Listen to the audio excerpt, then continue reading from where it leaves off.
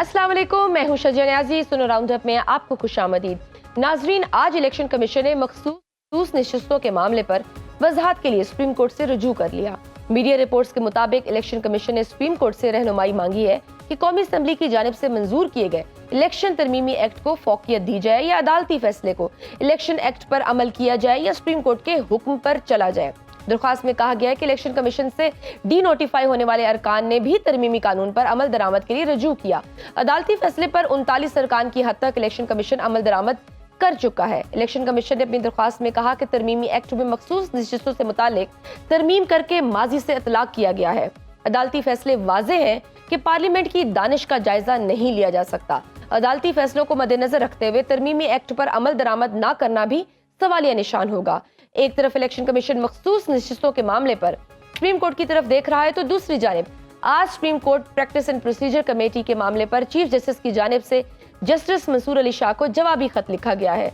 जराये के मुताबिक chief justice ने अपने खत में जस्टिस मुनीब अख्तर को प्रैक्टिस एंड प्रोसीजर कमेटी में शामिल ना करने की 11 वजूहात बयान की है, जिसके मुताबिक जस्टिस मुनीब अख्तर ने प्रैक्टिस एंड प्रोसीजर कानून की सख्त मुखालफत की, मुकदमात के बोझ से लापरवाह होकर गर्मियों की पूरी तातीलात की।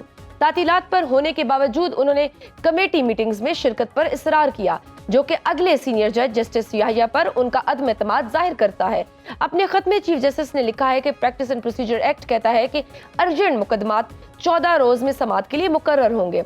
जस्टिस मुनीब अख्तर ने दरख्वास्त गुजारों के आईनी और कानूनी हक के बरखिलाफ अर्जेंट आईनी मुकदमात सुनने से इनकार किया और छुट्टियों को फोकियत दी। सुप्रीम कोर्ट की रवायात के बरक्स अपने सीनियर एडॉक जजेस का एहतराम ना किया। सीनियर एडॉक जजेस को ऐसे 1100 मुकदमात की समाअत तक ही महदूद कर दिया। एडॉक जजेस को शरीयत एपलेट बेंच के मुकदमात भी सुनने नहीं दिए गए। चीफ जस्टिस ने अपने खत में यह भी लिखा है कि जस्टिस मुनीब अख्तर ने कमेटी के एक मुअज़्ज़ज़ रुकन से गैर शाइस्ता और नामुनासिब रवैया इख्तियार किया, जिसमें तमाम चीफ जस्टिस शामिल थे और सीनियर तरीन जज भी उसका हिस्सा थे। जस्टिस मुनीब अख्तर महज अबूरी हुक्म जारी करके 11 बजे तक काम करते हैं। जस्टिस मुनीब अख्तर के साथी जजों ने उनके इस रवैये की शिकायत की।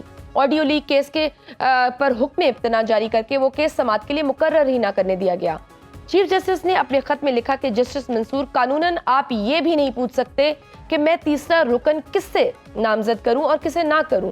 ताहम चूंकि मैं हमेशा एहतसाब और शफाफियत की हमायत करता रहा हूँ, मैं वजूहात फराम करूंगा।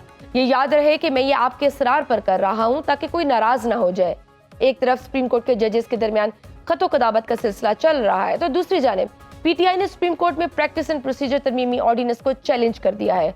पीटीआई की दरख्वास्त में इस्तदा की गई है कि प्रैक्टिस एंड प्रोसीजर सदारती ऑर्डिनेंस को गैर आईनी करार दिया जाए और साथ ही ऑर्डिनेंस के बाद प्रैक्टिस एंड प्रोसीजर कमेटी के तमाम फैसलों को गैर कानूनी करार देकर कालअदम किया जाए। अब सवाल यह है कि क्या supreme court practice and procedure ordinance को कालअदम करार देगी? सवाल यह है कि मखसूस नशिस्तों के मामले में इलेक्शन कमीशन खुद फैसला करने से क्यों कासिर है। सवाल तो ये भी अहम है कि काजी फाइज इस्ता की जानिब से जस्टिस मुनीब अख्तर को कमेटी से हटाने की वजूहात में कितना वजन है। इस सब पर बात करने के लिए हमें ज्वाइन किया है पाकिस्तान पीपल्स पार्टी के सीनियर रहनुमा कमरुल जमान कायरा साहब। सर, आपके वक्त का बहुत शुक्रिया। सर, आज मखसूस नशिस्तों के मामले पर इलेक्शन कमीशन ने सुप्रीम कोर्ट में नई दरख्वास्त दायर की है, जिसमें इलेक्शन कमीशन ने अपनी रहनुमाई मांगी है कि कौमी असम्बली की जानिब से मंजूर किए गए इलेक्शन तरमीमी एक्ट को फोकियत दी जाए या अदालती फैसले को। इलेक्शन कमीशन खुद फैसला करने की सलाहियत क्यों नहीं रखता?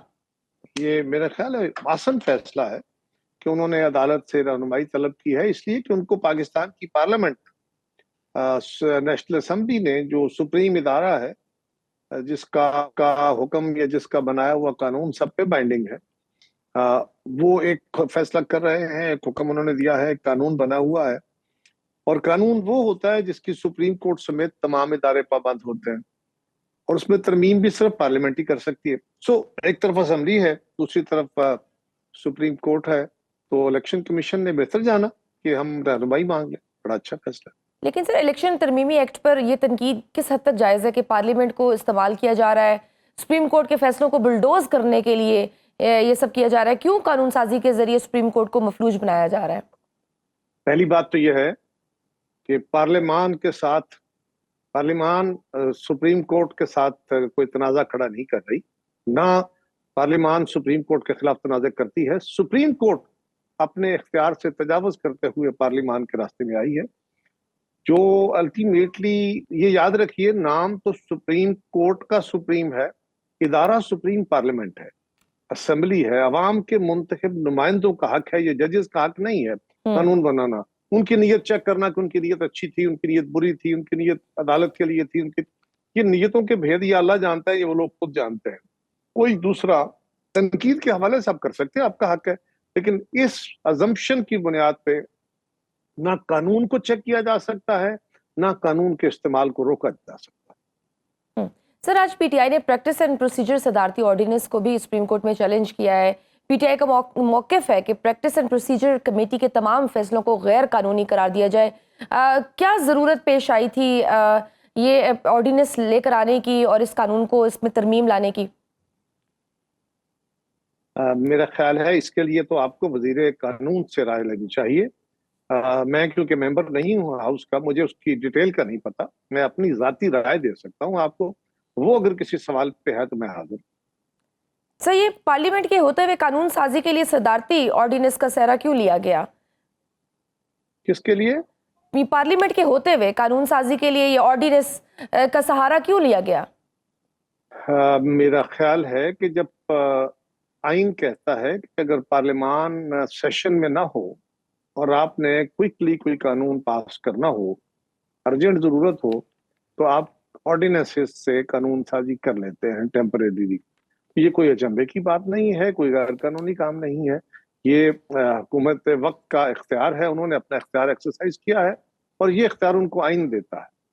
बट सर, तासुर ये कि प्रैक्टिस एंड प्रोसीजर ऑर्डिनेंस ने सुप्रीम कोर्ट में जजेस के दरमियान तकसीम को बढ़ा दिए है, उनको जजेस को में तकसीम पैदा कर दी गई है और फिर वन मैन शो की तरफ आप लेकर आ गए हैं। पहले जिस तरह से डेमोक्रेटिक प्रोसेस से आप लोगों ने कहा कि ये चलना चाहिए जुडिशरी को, लेकिन फिर आप दोबारा इस चीज़ को लेकर आ गए हैं और एक बंदे के हाथ में सब कुछ डाल दिया। मेरा नहीं ख्याल जी, अभी भी चीफ जस्टिस साहब के साथ एक कमेटी है, उस कमेटी के मेंबरान को तब्दील शायद एक मेंबर को किया गया है, बाकी तो उसी तरह कमेटी। लेकिन जब सर चीफ जस्टिस साहब अपनी मर्जी से जब तीसरा बंदा लगाएंगे तो ऑब्वियसली उसका इम्पैक्ट तो पड़ेगा, इफेक्ट पड़ेगा। क्या आप ये कह रहे हैं या मैं ये कह रहा हूँ या मुल्क के लोग ये कह रहे और समझ रहे हैं कि सुप्रीम कोर्ट के जजेस कोई चीफ जस्टिस के साथ हैं, कुछ उनके खिलाफ है, कुछ हुकूमत के साथ हैं, कुछ हुकूमत के खिलाफ हैं, कुछ खान साहब के साथ हैं, कुछ खान साहब के खिलाफ हैं? अगर तो हमारा ये ख्याल है और ये मजबूत तौर पे लोगों के अंदर ये राय मौजूद है, तो फिर हमें ये सोचना होगा कि वो इदारा जो सारों के किरदार चेक कर रहा है, उनके इरादे चेक कर रहा है, उनके अमाल चेक कर रहा है, वो इदारा खुद क्या है? अगर उस इदारे के अंदर जज साहिबान बड़े काबिल एहतराम हैं, लेकिन अगर उनके अंदर ये तकसीम है कि वो आपस में इख्तलाफ राय के मुताबिक रख के फैसले देना और बात है, लेकिन अगर वो एक धड़े पे और दूसरे धड़े की तरफ हैं, तो हमें हमायत याफ्ता जजेस की जरूरत नहीं है, हमें तो इंसाफ देने की जरूरत है ना जी। वी नीड जजेस for justice, not for partisanship. और अगर जज साहबान ऐसे हैं तो फिर अपने आप बारे में गौर करें कि मॉरल वैल्यू क्या है कि वो पाकिस्तान के सारे इदारों को चेक कर रहे हों और खुद उनके बारे में ये हो कि वो पार्टीजन होकर फैसले दे रहे। अगर ये राय दुरुस्त है तो फिर उनको खुद देखना होगा, और अगर वो खुद नहीं देखेंगे तो यकीनन पार्लियामेंट का हक है, फिर पार्लियामेंट देखेगी कि क्या ये जज साहबान उस रूल के मुताबिक आवाम की तवक्को पे पूरे उतरते भी हैं कि नहीं।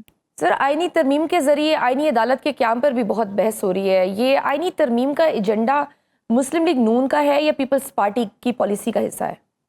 मुख्तलिफ जमातें जब आईनी तरमीम होती हैं तो उसके अंदर अपनी आरा देती हैं।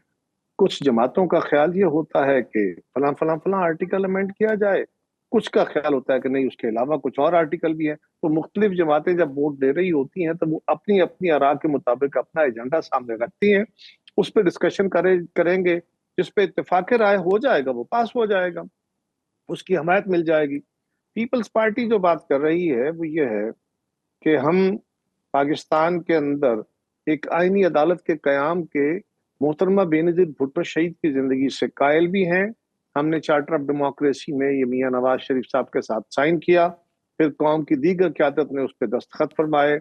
हमने 18वीं तरमीम में वो तकरीबन 91% जो चार्टर ऑफ डेमोक्रेसी के आर्टिकल्स थे उन पे अमल दरामद करा दिया। लेकिन सर लिहाजा चार्टर हम ऑफ अपने उस डेमोक्रेसी में एजेंडे तो को और भी सामने बहुत सारी लेके आ बातें थी, एहतसाब अदालतों का जिक्र किया गया हुआ था, बलदियाती अदारे बनाने की भी बात की गई हुई थी, हसास अदारों को सियासत से दूर भी करना था, वो सब भी तो था उस एजेंडे में, अकाउंटेबिलिटी मैंने अर्ज प्रोसेस को किया, शफाफ करने के लिए।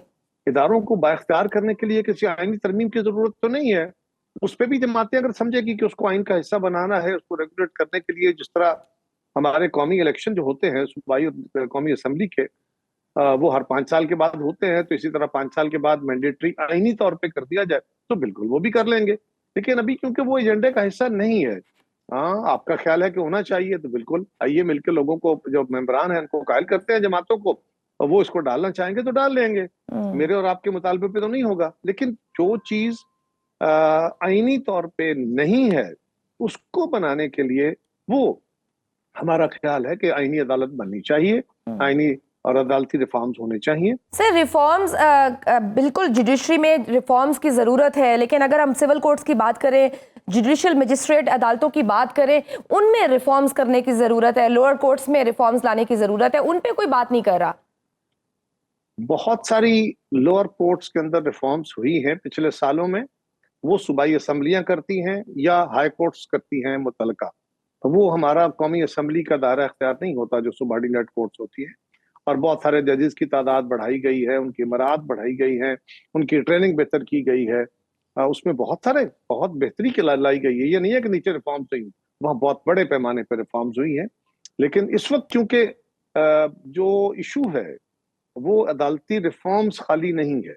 इस वक्त इशू ये है कि सुप्रीम कोर्ट के अंदर पेंडेंसी बहुत है और वहां पे आईनी मामलात की वजह से delay in delivery of justice for normal petal litigation वो है, उसको दूर करने के लिए ये कोशिश है। तो सर क्यों अभी तक मौलाना साहब को ऑन बोर्ड नहीं ले सके? प्राइम मिनिस्टर साहब भी गए, प्रेसिडेंट साहब भी गए, बिलावल भुट्टो साहब भी स्पेशली गए, लेकिन वो अभी तक कोई कंसेंसस डेवलप नहीं हो सका, उसकी क्या रीजन है? कोई बात नहीं है, अगर हो गया उनके वोटों के बगैर तो शायद ये मामला नहीं आगे लगेगा। मौलाना को ऑन बोर्ड करना चाहिए, बल्कि हमें तो चाहिए और कोशिश करनी चाहिए कि हम पीटीआई को भी, हुकूमत जो है वो ऑन बोर्ड करे। लेकिन प्रॉब्लम यह है कि पीटीआई बात करने को तैयार ही नहीं है। उन्होंने डिक्लेयर किया हुआ है कि वो मुस्लिम लीग और पीपल्स पार्टी और एमकेएम के साथ बात नहीं करेंगे, बल्कि बदतमीजी करेंगे। और वो गुफ्तगू के एक नहीं दर्जनों मौके पे बार बार इस बात का इरादा करते रहे हैं। लिहाजा वो बदकिस्मती है, मौलाना से बात होनी चाहिए, हो रही है। अगर वो मान जाएंगे तो ठीक है। लेकिन सर जिस तरह से ये सारा प्रोसेस स्टार्ट हुआ और आपने देखा किस तरह से, तो उसमें वही बात आ रही थी, खदशात हैं कि मुसव्वदा उन्हें नहीं दिया गया, शिकायत थी, बड़ा खुफिया रखा गया और वो सारी एक्टिविटीज आप देखते गए, जल्दबाजी, होमवर्क नहीं था, और उसमें कह रहे हैं कि कुछ ऐसी चीजें भी थी जो कि ह्यूमन राइट्स के भी वायलेशन थी उसमें। तो क्यों, यूजुअली तो यही होता है ना, आप कंसेंसस डेवलप करते हैं फिर आप पब्लिक के सामने ये ड्रॉप रखते हैं। जी ऐसा नहीं होता, आप कोशिश करते हैं, वरना अगर कंसेंसस नहीं होता तो आप 2/3 अक्सरियत के साथ ये प्रोसेस करते हैं। ये कानूनी काम है, कंसेंसस की कोशिश करनी चाहिए, बिल्कुल बड़ा अच्छा काम है, हम हमेशा करते रहे। हमने 18वीं तरमीम भी और अपने दौर में मैक्सिमम कानून साजी भी, बल्कि एब्सोल्यूट मेजोरिटी में कानून साजी जो हमारे दौर में हुई वो कंसेंसस के साथ हुई। लेकिन कंसेंसस बिल्ड करना जरा मुश्किल काम होता है।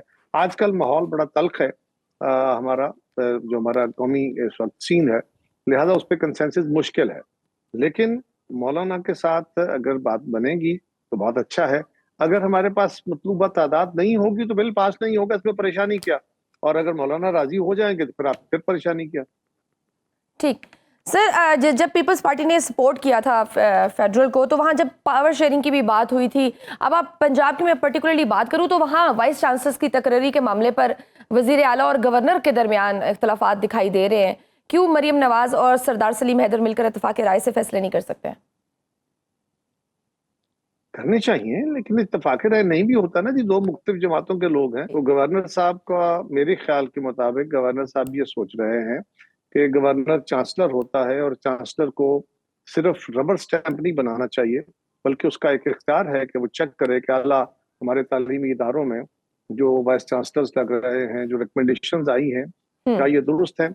और अगर ये मेजरली वो रबर स्टैंपिंग है तो फिर उसकी जरूरत का, तो शायद इस पे उनका एक है कोई ان کی اپنی سوچ ہے, یہ سیٹل ہو جائے گا. ٹھیک سر, ذرا پی ٹی آئی کی بھی بات کرتے ہیں. پی ٹی آئی راولپنڈی اور لاہور میں جلسے کرنا چاہتی ہے, اور جو پیٹرن ہم دیکھ رہے ہیں جس طرح کے ڈیموکریٹک سسٹم میں, اور وہاں پہ کس طرح سے رکاوٹیں کی جا رہی ہیں جلسہ کرنے کے حوالے سے, پھر ٹائمنگز کے حوالے سے, کیوں پنجاب حکومت مقام اور وقت کے حوالے سے پی ٹی آئی کو فری ہینڈ نہیں دے رہی؟ اتنی سختی کی کیا وجہ ہے؟ دینا چاہیے. اب کیوں نہیں دے رہے یہ تو پنجاب حکومت سے پوچھیے, مجھے تو نہیں پتا. سر مائنڈ سیٹ کیا ہے آپ کا؟ انالیسس کیا کہتا ہے؟ آپ بھی ماشاءاللہ سے ایکسپیرینسڈ پولیٹیشین ہیں. کسی کی نیت کے اوپر وہ بادی ان کے بارے میں سر ان کی نیت پہ بات نہیں کریں, اپنا انالیسس. میرا انالیسس یہی ہے جی, سمپل, کہ ان کو اجازت دینی چاہیے. سب جماعتوں کا یہ حق ہے. کیوں نہیں دے رہے, ان کے پاس کوئی اسپیشل انفارمیشن ہوگی, کوئی ریزن ہوگی, اس کا جواب پنجاب حکومت کا کوئی ترجمان دے سکتا ہے, میں نہیں دے سکتا.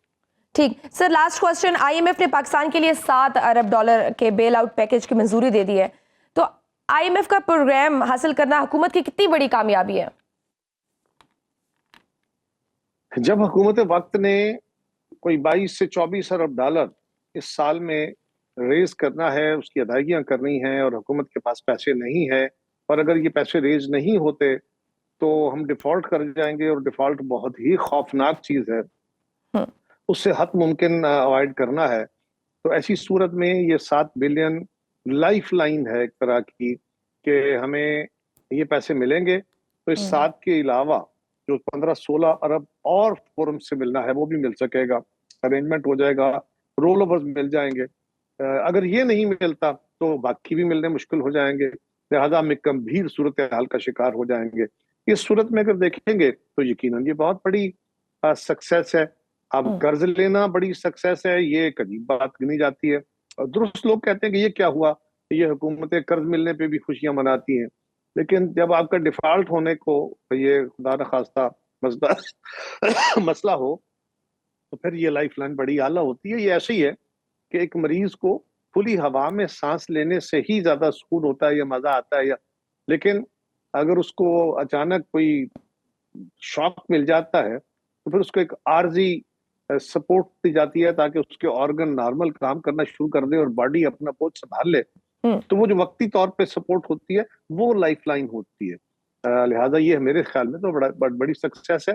یہ الگ بات ہے کہ اس وقت ایک بحث اور یہ درست بحث ہے کہ ہم قرض لے کے بھی خوشیاں مناتے ہیں, لیکن جب ایک آئرنی ہے ویسے. سر بہت شکریہ پاکستان کے سینئر رہنما قمر زمان کائرہ صاحب ہمارے ساتھ موجود تھے. ناظرین وقت ہے چھوٹی سی بریک کا, دیکھتے رہیے سنر راؤنڈ اپ. پروگرام کے اس حصے میں ہمارے ساتھ موجود ہیں پاکستان تحریک انصاف کے رہنما عمر ڈار صاحب. سر آپ کے وقت کا بہت شکریہ. سر آج الیکشن کمیشن نے مخصوص نشستوں کے معاملے پر وضاحت کے لیے سپریم کورٹ سے رجوع کیا ہے. الیکشن ایکٹ پر عمل کیا جائے یا سپریم کورٹ کے حکم پر چلا جائے, کیا الیکشن ایکٹ نے واقعی سپریم کورٹ کے فیصلے کو غیر مؤثر بنا دیا ہے, یا الیکشن کمیشن سپریم کورٹ کے فیصلے پر عمل نہ کرنے کے بہانے ڈھونڈ رہا ہے؟ پہلی تو گزارش یہ ہے کہ شجیہ, یہ جو آپ نے بات کی ہے نا کہ الیکشن کمیشن جو ہے یہ بہانے ڈھونڈ رہا ہے, نہ صرف یہ بہانے ڈھونڈ رہا ہے, میں سمجھتا ہوں کہ اس نے الیکشن کمیشن نے سپریم کورٹ کے فیصلے کے خلاف کھلا جو ہے نا علم بغاوت بلند کر دی ہے. آپ کو یاد ہوگا جب نے تحریک انصاف سے بلہ جو ہے وہ چھینا انتخابات میں, تو الیکشن کمیشن نہ صرف اس بلے تک محدود رہا بلکہ اس نے پارٹی بھی چھین لی انتخابات میں, اتنا ایکٹیو تھا یہ. تو اب اسی سپریم کورٹ کا فیصلہ ہے مخصوص نشستوں کا, جس سپریم کورٹ نے تحریک انصاف کے انتخابات میں بلے کو جو تھا وہ نشان نہیں الاٹ کیا تھا. اس وقت تو الیکشن کمیشن بڑا ایکٹیو تھا, اس وقت تو اس نے بالکل بھی وضاحت نہیں مانگی, بلکہ الیکشن کمیشن 6 ہاتھ آگے گیا اور اس نے نہ صرف بلہ بلکہ پارٹی بھی جو ہے وہ بھی چھین لی انتخابات میں. بعد میں قاضی فائز عیسیٰ صاحب نے خود کہا کہ الیکشن کمیشن نے میرے اس فیصلے کی صحیح تشریح نہیں کی. لیکن پھر آگے آپ کو کیا لگتا ہے, الیکشن کمیشن ہے تو ایک آئینی ادارہ, آپ کو کیا لگتا ہے کوئی مخصوص نشستیں تو ابھی تک الاٹ نہیں کی, کیا اس پہ سپریم کورٹ کی طرف سے توہین عدالت کی کارروائی ہو سکتی ہے, یا پھر سپریم کورٹ کمزور ہے, کچھ ایسا نہیں ہو سکتا؟ دیکھیں, میں نے تو آپ کو عرض کی ہے کہ یہ وہی الیکشن کمیشن ہے اور وہی سپریم کورٹ ہے. جب supreme court of Pakistan Tehreek Insaf کے خلاف فیصلہ کرتی ہیں انتخابات میں بلہ واپس لینے کا، تو یہ الیکشن کمیشن نہ صرف بلہ واپس لے لیتا ہے بلکہ پارٹی بھی چھین لیتا ہے تحریک انصاف کے امیدواروں سے۔ اس وقت تو اسے کوئی ابہام نہیں نظر آیا، اس وقت تو اس نے کوئی آپ کہہ لیں ایک لمحہ بھی ضائع کیے بغیر سپریم کورٹ کے اس فیصلے کے اوپر منوان جو ہے وہ عمل درآمد کیا ہے۔ آج وہی سپریم کورٹ جو ہے وہ بار بار کہہ رہی ہے اور الیکشن کمیشن جو ہے وہ لیت و لال سے کام لے رہا ہے، اور یہ صاف نظر آ رہا ہے۔ سپریم کورٹ اپنے فیصلے میں واضح طور پر لکھ چکا ہے کہ الیکشن کھلم کھلا تحریک انصاف کے خلاف ایک پارٹی ایک فریق بن کے جو ہے وہ کام کر رہا ہے۔ ٹھیک، آئینی عدالت کے قیام کے حوالے سے تو بلاول بھٹو صاحب نے بھی کہا کہ وہ تو یہ لے کر آئیں گے، اور آج مولانا انہوں نے یہ کہا کہ مجبوری بھی ہے اور ضرورت بھی ہے، اور مولانا صاحب نے بھی آج کچھ ایسی ہی بات کی کہ آئینی عدالت کے قیام کے لیے ان کو کوئی ایسا خاص کوئی مسئلہ نہیں ہے، لیکن یہ ہے کہ مسودہ دکھا دینا چاہیے تھا۔ تو انہوں نے مبہم سا کہیں نہ کہیں کچھ اظہار کر دیا ہوا ہے۔ اگر کوئی آئینی عدالت کی ترمیم آ جاتی ہے تو پھر پی ٹی آئی اس کا کیا لاہ عمل ہوگا؟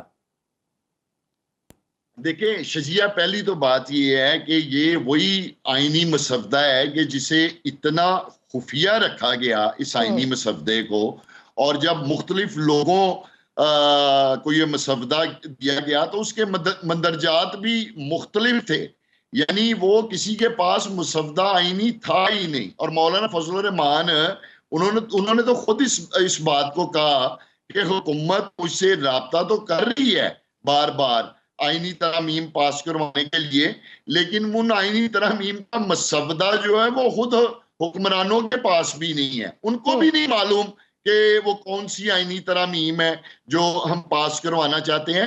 تو یہ ٹوٹل، میں آپ کو ایک بات بتاؤں، ایک مخصوص حالات میں مخصوص مقاصد حاصل کرنے کے لیے یہ بدنیتی کے اوپر میں سمجھتا ہوں پاکستان کی عدلیہ، پاکستان کے 25 کروڑ عوام، پاکستان کے سیاسی نظام اور اداروں کے خلاف ایک بہت بڑی سازش ہے۔ اچھا، 28 ستمبر کے جلسہ ملتوی کرنے کا اعلان کر دیا ہے بانی پی ٹی آئی نے۔ انہوں نے ساتھ یہ بھی کہا کہ کوئی مذاکرات نہیں ہوں گے اسٹیبلشمنٹ کے ساتھ۔ ملتوی کرنے کی آپ کے خیال میں کیا وجہ ہے؟ کیا جو پچھلے اس میں رکاوٹیں تھیں، could that be the reason؟ عوام نہیں آ رہی تھی جو حکومت کلیم کر رہی ہے کہ بڑے فلاپ جلسے تھے، لوگ گھروں سے نہیں نکلے، یا آپ لوگ کو احساس ہو گیا ہے کہ ان جلسوں سے کوئی امپیکٹ نہیں آنے والا؟ عوام تو میں آپ کو بتا دوں، آپ کالے پانی میں جلسہ رکھ لیں عمران خان صاحب کا، عوام تو الحمدللہ ادھر بھی پہنچ جائے گی عمران خان صاحب کے جلسے کے لیے۔ یہ دیکھیں جو سنگ جانی میں جلسہ ہوا، جس طرح کی رکاوٹیں کھڑی کی گئیں، اور اسلام آباد سے 15-20 کلومیٹر شہر سے باہر جنگلوں اور پہاڑوں کا وہ مقام تھا، قریب کوئی آبادی نہیں تھی، لیکن اس کے باوجود ایک بڑی رکاوٹوں کو عبور کرتے ہوئے لوگ اس جلسہ گاہ میں ایسے پہنچے جیسے کوئی سوئی کے نکے سے گزر کر آتا ہے، لیکن اس کے باوجود عوام کا ایک سمندر وہاں پہنچا۔ اور یہی عالم لاہور کے بھی جلسے میں تھا۔ حالانکہ آپ اس کی ٹائمنگ دیکھیے لاہور والے جلسے کی، پاکستان کی تاریخ میں آپ کو بتاؤں کوئی بھی کسی بھی سیاسی جماعت نے گرمیوں میں، جبکہ اتنی گرمی ہو، دھوپ ہو، سفوکیشن ہو، ہرس ہو، تو اس موسم میں 2 بجے سے لے کر 5 بجے تک کا ٹائم جلسے کا نہیں رکھا ہوگا جو حکومت نے ہمیں وہاں دیا ہوا تھا، لیکن اس کے باوجود اتنی دھوپ، گرمی، سفوکیشن کے باوجود اور اتنی مشکلات کھڑی کرنے کے باوجود عوام جیسے وہاں پہنچے ہیں، یہ کھلا میسیج ہے، کھلا پیغام ہے۔ پاکستان کے عوام آج عمران خان صاحب کی پشت پہ کھڑے ہیں۔ میں آپ کو ایک بات بتاؤں، ٹھیک ہے۔ اچھا، بانی پی ٹی آئی صاحب نے یہ بھی بات کی کہ انہوں نے کہا کہ اسٹیبلشمنٹ کے ساتھ مذاکرات نہیں ہوں گے، جبکہ رؤوف حسن صاحب نے یہ بات کی، وہاں پہ صحافی نے پوچھا کہ وہ تو کہہ رہے تھے کہ اسٹیبلشمنٹ سے مذاکرات ہونے چاہیے، جس پہ انہوں نے کہا کہ نہیں، انہیں کوئی غلط فہمی ہے، میں اس چیز پہ نہیں ہوں، وہ رائٹ دکھاتے ہیں اور لیفٹ مارتے ہیں۔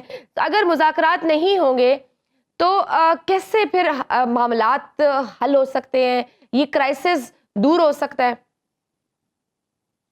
دیکھیں، میں آپ کو ایک گزارش کروں، پہلی تو عرض یہ ہے کہ جو ہم مذاکرات کرنا چاہتے ہیں وہ ملک اور قوم کے لیے کرنا چاہتے ہیں، ہر ادارے کا کام ہے کہ وہ اپنی آئینی حدود کے اندر رہ کر جو ایک اس نے خلف لیا ہوا ہے اس کی پاسداری کرے اور وہ اپنا رول اور کردار ملک اور قوم کے لیے ادا کرے. نمبر 1. نمبر 2 میں آپ کو یہ عرض کرنا چاہتا ہوں کہ آپ کو یاد ہوگا کہ یہ سٹیٹمنٹ عمران خان صاحب نے سنگ جانی جلسے کے بعد دی تھی. سنگ جانی جلسہ جو ہم نے ایک ملتوی کیا اور پھر ہم نے جب دوبارہ وہاں جا کے جلسہ کیا اور پھر جس طرح کی رکاوٹیں کھڑی کی گئیں، جس طرح کی شیلنگ، جس طرح کی بربریت، پھر جس طرح بے رحمی کے ساتھ پارلیمنٹ کے اندر داخل ہو کر ہمارے ارکان اسمبلی کو جو ہے وہ اغوا کیا گیا، پھر شیر افضل مروت کو جس تضحیک امیز طریقے کے ساتھ ایک ممبر نیشنل رکن اسمبلی کو گرفتار کیا گیا، زین قریشی کو گرفتار کیا گیا، وکاس جو ہمارے اکرم ہیں ان کو گرفتار کیا گیا، تو اس کے بعد پھر عمران خان صاحب نے یہ حالات دیکھ کر یہ فیصلہ لیا تھا. ٹھیک. اچھا ڈاکٹر صاحب، ایک اور خبریں بھی آ رہی ہیں کہ میاں نواز شریف کے بارے میں کہ وہ چیک اپ کے لیے لنڈن جا رہے ہیں، پھر شاید وہ امریکہ بھی چلے جائیں. کیا پاکستان کی سیاست میں میاں نواز شریف کا رول اب ختم ہو گیا ہے؟ دیکھیں، میاں نواز شریف صاحب کے بارے میں شجیہ یہ عرض کروں گا کہ میاں نواز شریف صاحب تو برطانیہ سے آئے تھے وزیر اعظم بننے کے لیے، پھر مسلم لیگ نون کے بڑے بڑے اشتہارات آ رہے تھے، بڑے بڑے نعرے لگ رہے تھے، وزیر اعظم پاکستان میاں نواز شریف. انتخابات کے بعد میاں پاکستان کو نواز دو کا نعرہ تھا بھائی، پاکستان کے وزیر اعظم تو نہ بن سکے، لیکن وہ پنجاب کی جو چیف منسٹر ہیں وہ C M to adviser Punjab میں سمجھتا ہوں وہ بن گئے. تو اب میں سمجھتا ہوں کہ میاں نواز شریف جو ان کے ساتھ ہوا ہے وہ ان سارے حالات سے انتہائی مایوس ہوئے ہیں. مریم نواز صاحبہ نے بڑی تنقید کی ہے، انہوں نے کہا ہے کہ یہ یہاں آ کے دوسرے صوبے میں آ کے AK-47 لہرا کر شیشے توڑتے ہیں ٹرکوں کے اور نازیبا الفاظ استعمال کرتے ہیں، زبانی جملے کرتے ہیں. ان کے بارے میں آپ کو ایک عرض کرتا ہوں، گزارش کرتا ہوں کہ پہلی تو گزارش یہ ہے کہ وہ علی امین گنڈا پور صاحب ہو یا کوئی بھی ہو جو قانون کی خلاف ورزی کرتا ہے، جو قانون کو توڑتا ہے، جو پاکستان کے قانون کو نہیں مانتا، اس کے خلاف قانونی کارروائی ہونی چاہیے. لیکن دیکھنا یہ ہے شجیہ کہ یہ جو آپ جب بھی پاکستان تحریک انصاف کا جلسہ ہوتا ہے اور جس طرح آپ راستوں میں رکاوٹیں کھڑی کر دیتی ہیں، یہ آپ کس قانون اور آئین کے تحت کھڑی کرتی ہیں؟ اور پھر جو آپ پاکستان تحریک انصاف کے ورکروں اور لیڈرشپ کے خلاف کریک ڈاؤن شروع کر دیتی ہیں بلا وجہ، ان کی گرفتاریاں شروع ہو جاتی ہیں، ان کے اوپر دہشت گردی کے پرچے، یہ کس قانون کے تحت سارا کچھ پنجاب میں شروع ہو جاتا ہے؟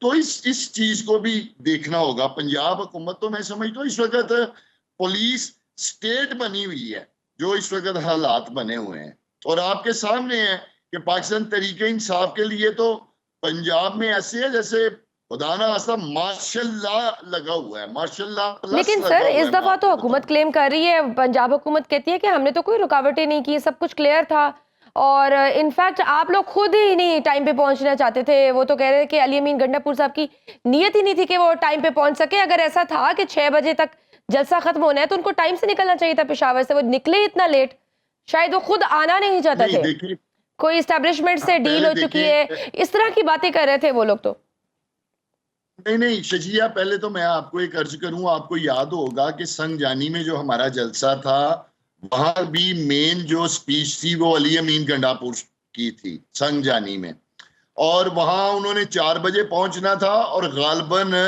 راستے میں رش اور رکاوٹوں کی وجہ سے علی امین گنڈا پور سنگ جانی جلسہ میں رات 9 بجے پہنچا تھا. یہ مطلب آن ریکارڈ میں بات کر رہا ہوں، اور یہی صورتحال ادھر تھی.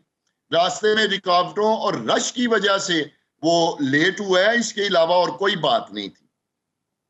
ٹھیک، بہت شکریہ سینئر رہنما تحریک انصاف عمر ڈار ہمارے ساتھ موجود تھے. ناظرین، وقت یہ چھوٹی سی بریک کا، دیکھتے رہیے سنو راؤنڈ اپ میں ایک بار پھر خوش آمدید. ناظرین، پنجاب کے سرکاری جامعات میں وائس چانسلرز کی تعیناتی پر پنجاب کی وزیر اعلیٰ مریم نواز اور گورنر پنجاب سردار سلیم حیدر خان کے درمیان اختلافات شدت اختیار کرتے جا رہے ہیں. چند روز قبل گورنر پنجاب سردار سلیم حیدر نے صوبے کی 14 یونیورسٹیوں کے وائس چانسلرز کی تقرری کے لیے وزیر اعلیٰ پنجاب کی جانب سے بھیجی گئی سمری پر اعتراض اٹھایا. آج گورنر پنجاب نے میڈیا سے گفتگو کرتے ہوئے کہا کہ حکومت پنجاب کی جو سمری مسترد کی اس میں لکھا ہے کہ پروسیس پر انگلیاں اٹھی ہیں، میری کسی کو وائس چانسلر لگانے کی کوئی خواہش نہیں ہے, کسی کو جرت نہیں کہ وہ مجھے 2 کروڑ تو کیا 2 روپے بھی بھیجے. مسلم لیگ نون اور پیپلز پارٹی کا حکومت میں اتحاد ہے اور ہم نے مل کر اس کو چلانا ہے, جبکہ میں وائس چانسلرز کو میرٹ پر لگانا چاہتا تھا. انہوں نے کہا کہ جو وائس چانسلر مسلم لیگ نون نے تعینات کیے ہیں ان پر کرپشن کے الزامات ہیں, لہٰذا سمری پر جو اعتراض تھے وہ لکھ کر بھیج دیے ہیں. اس سے قبل لاہور میں صحافیوں سے گفتگو کرتے ہوئے وزیر اعلیٰ پنجاب مریم نواز نے کہا کہ وائس چانسلرز کی تعیناتی پر گورنر کو جس پر اعتراض تھا اسے مسترد کر سکتے تھے. انہوں نے کہا کہ وائس چانسلر کی تعیناتی پر سارا معاملہ پنجاب یونیورسٹی کا ہے, گورنر اپنا وائس چانسلر لگوانا چاہتے ہیں, ہم نے میرٹ اور شفافیت پر وائس چانسلرز لگائے ہیں. ان کا کہنا تھا کہ ہر کام میرٹ پر کر رہی ہوں, سفارش بہت آتی ہے لیکن میں کسی کی بھی نہیں سنتی. اگرچہ پنجاب حکومت کی صوبائی وزیر عظمہ بخاری نے مریم نواز سے منسوب اس بیان کی تردید جاری کر دی ہے, لیکن جس طرح وائس چانسلرز کی تعیناتی پر وزیر اعلیٰ پنجاب اور گورنر پنجاب کے درمیان محاذ آرائی چل رہی ہے, اس نے پنجاب کی سرکاری جامعات کی ساکھ پر ایک بار پھر سوالیہ نشان کھڑے کر دیے ہیں, کیونکہ تعلیم ایک ایسا عمل ہے جس پر کسی بھی قوم کی ترقی اور تنزلی کا انحصار ہے, اور تعلیم کا شعبہ ہمارے حکمرانوں کی انا کی بھیڑ چڑھ جائے تو ایسے ہی معاملات سامنے آتے ہیں جیسے اس وقت گورنر پنجاب اور وزیر اعلیٰ پنجاب کے درمیان وی سیز کی تعیناتی کے لیے ہو رہا ہے. اس سب پر اپڈیٹ لینے کے لیے ہمیں جوائن کیا ہے پنجاب کے وزیر تعلیم رانا سکندر حیات نے. رانا صاحب آپ کے وقت کا بہت شکریہ. رانا صاحب یہ بتائیے کہ گورنر پنجاب مریم نواز کی جانب سے بھیجے گئے وی سیز کی سمریوں پر کیوں اعتراض اٹھا رہے ہیں, ان کا اصل اختلاف کیا ہے؟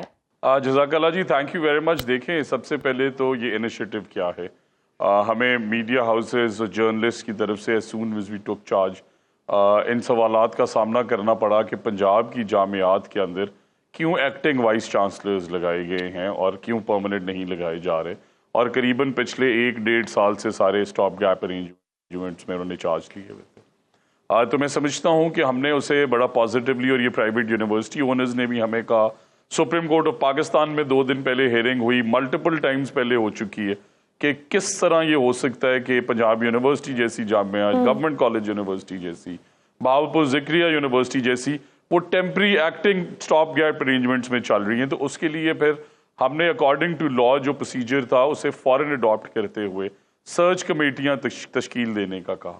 سرچ کمیٹی میں کون لوگ ہیں یہ پروسیس سمجھنا بہت ضروری ہے. سرچ کمیٹی کے اندر ڈاکٹر نظام جیسے لوگ ہیں, سرچ کمیٹی کے اندر ڈاکٹر امجد ثاقب اخوت کے جو ریپ ہیں ان کے وہ ہیں. سرچ کمیٹیز کے اندر عائشہ غوث پاشا, طلعت نصیر پاشا صاحب جنہوں نے گھوڑا ہاسپٹل کو یو ویس بنایا, اور بہت بڑے بڑے نام. اس ملک کا آئین یہ کہتا ہے کہ پنجاب کا وزیر اعلیٰ جو ہے مریم نواز شریف صاحبہ, یہ ان کا اختیار ہے کہ وہ 3 میں سے ایک نام کو چوز کریں جسے وہ بہتر سمجھیں, اور پھر وہ فارورڈ کریں گورنر کو. جس طرح گورنر کو پنجاب اسمبلی کے بلز فارورڈ کیے جاتے ہیں, جس طرح گورنر کو ڈیفرنٹ لیجسلیشنز فارورڈ کی جاتی ہیں, اس میں ان کے پاس چوائس نہیں ہوتی. بار کیا ہے, وہ فائلز گورنر کو گئیں, گورنر نہ صرف سرچ کمیٹی کو بلایا, وچ از لیگلی, میں پھر دوبارہ آپ کے پروگرام کے توسط سے کہہ رہا ہوں, اگر کہیں آئین میں لکھا ہے کہ گورنر سرچ کمیٹی بلا سکتے ہیں بتائیں, اگر کہیں آئین میں لکھا ہے کہ گورنر ان سب کو انٹرویوز کے لیے بلا سکتے ہیں, بٹ بیکاز لیکن وہ بس یہی کہہ رہے تھے کہ مجھے آپشنز دی جاتی ہیں, میں اس میں سے چوز کرتا. آپ لوگوں نے آلریڈی پک اینڈ چوز کر لیا ہوا ہے, اور دوسرا ان کو کمیٹی سے جو آپ کی سرچ کمیٹی ہے ان کو اس پہ بھی اعتراضات تھے.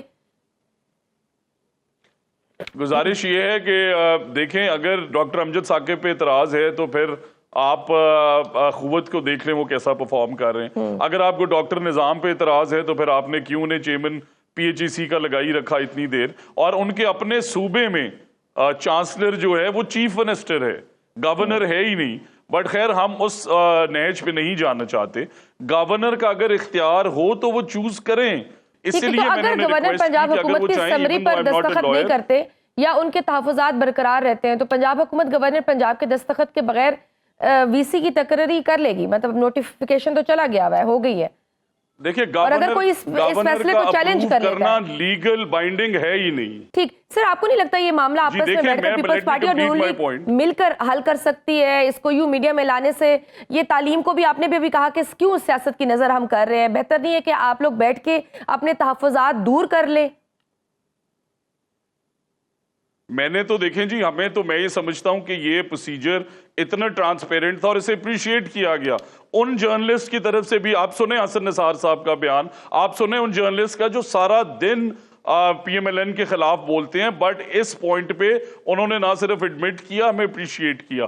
प्राइवेट सेक्टर से हमें इतना पॉजिटिव रिस्पांस आ रहा है कि शुक्र है आपने अच्छे VCs लगाए। और मेरा ये मानना है, देखें गवर्नर चांसलर हैं सिर्फ इस हद तक कि वो अपील सुन सकते हैं उस स्टूडेंट की, उस जिसने VC के खिलाफ अपील चांसलर को करनी है। अगर गवर्नर का इख्तियार है, मुझे बताएं कॉन्स्टिट्यूशन का कौन सा आर्टिकल कहता है, मुझे बताएं कौन सा लॉ है। गवर्नर साहब को मैं ये रिक्वेस्ट करता हूं, पब्लिकली अपील करता हूं कि आप एक कानून बता दें जिसमें लिखा हो कि गवर्नर के पास 3 में से 1 चूज करने का इख्तियार है। I will publicly apologise to him.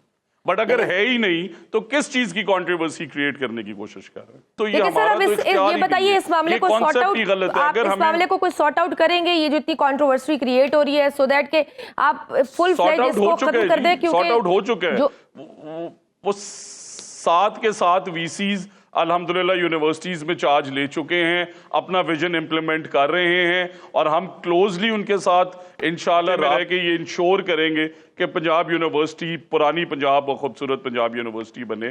हम इंश्योर करेंगे government college university private sector universities को बीट करे। हम इंश्योर करेंगे कि साउथ पंजाब के बच्चों को क्वालिटी एजुकेशन मिले ताकि उनकी जॉब ट्रांसलेट हो सके। वो डिसिप्लिन्स इंट्रोड्यूस कराए जाएं जो दुनिया में पढ़ाए जा रहे हैं रादर देन अदरवाइज। और मैं कॉन्फिडेंट हूं, मैं पब्लिकली आपके टेलीविजन पे कह रहा हूं कि इन 7 जामियात जिस पे गवर्नर साहब ने कंट्रोवर्सी क्रिएट की, 1 साल बाद इनकी परफॉर्मेंस के ऊपर मैं आपको इनवाइट करता हूं कि आप पब्लिकली प्रोग्राम करें। You will know that how good and positive this decision was in the benefit of the students who are the asset for the country and the future for this country. बहुत शुक्रिया सूबाई वजीर तालीम राना सिकंदर हयात हमारे साथ मौजूद थे। नाजरीन, आज के प्रोग्राम में बस इतना ही, मुझे दीजिए इजाजत, अल्लाह हाफिज।